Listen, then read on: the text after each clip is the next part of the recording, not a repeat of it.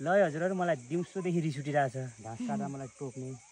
उहाँको चाहिँ औषधि उपचार हामी चाहिँ औषधि उपचारमा लागौँ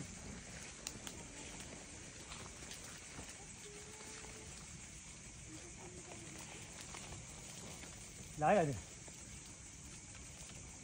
फेरि पनि सक्छ मिठो आइहाल्यो होइन देखाउन बाहिर लगाउँ न ल हजुर ल ल ल मिठो बोलिरहेको यता राम्रै खिच्नु छ एक्लैले आज उडाएको छैन त्यही मुक्कामा जान्छ क्या मुख उता हो कि बस करायो सुन्न यता नजर लिन अब हुन्छ कि भयो जान्छस् मजा ल एकजना झिक्न चढ्दै गरे नि हुन्छ अब जान्छस् हँस चाहिन्छ कि छैन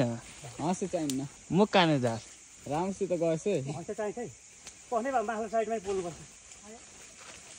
एकछिन पस्नै पर्ने एकछिन माथिल्लो आज भने अलिक नजिक आएर खिचौँ न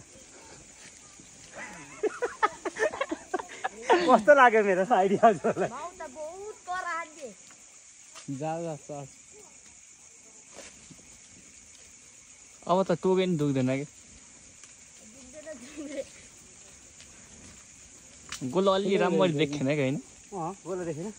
डराउनु पनि हुन्न क्या फेरि म त पुरानो मान्छे पहिलेदेखि पोल्ने म भन्छु यतापट्टिबाट दिउँ है त यतापट्टि गएको छ भने काटिदिउँ न घुमाइ हजुर यता न त साइडमा दिउँ न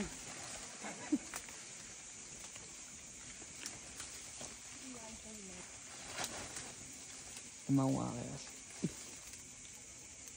पाल उता रहेछ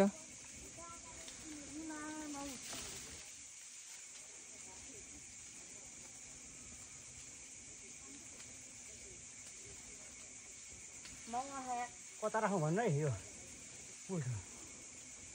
बल्ल त माउ निस्केको छ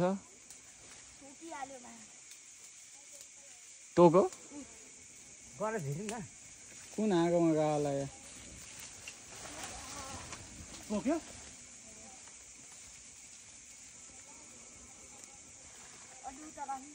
पुल्ठो अलिक उता राख्नु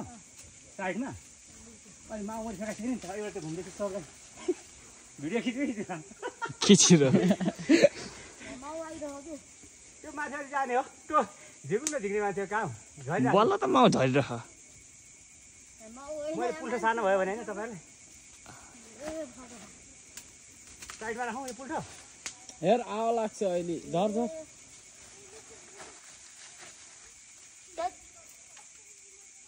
आइराख माउ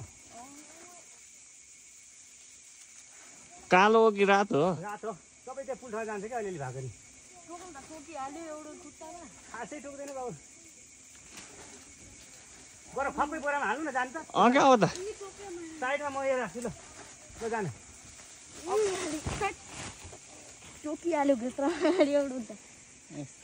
यता त मेरो काम सिद्धो पोल्नेको काम होइन लास्टसम्म जा जा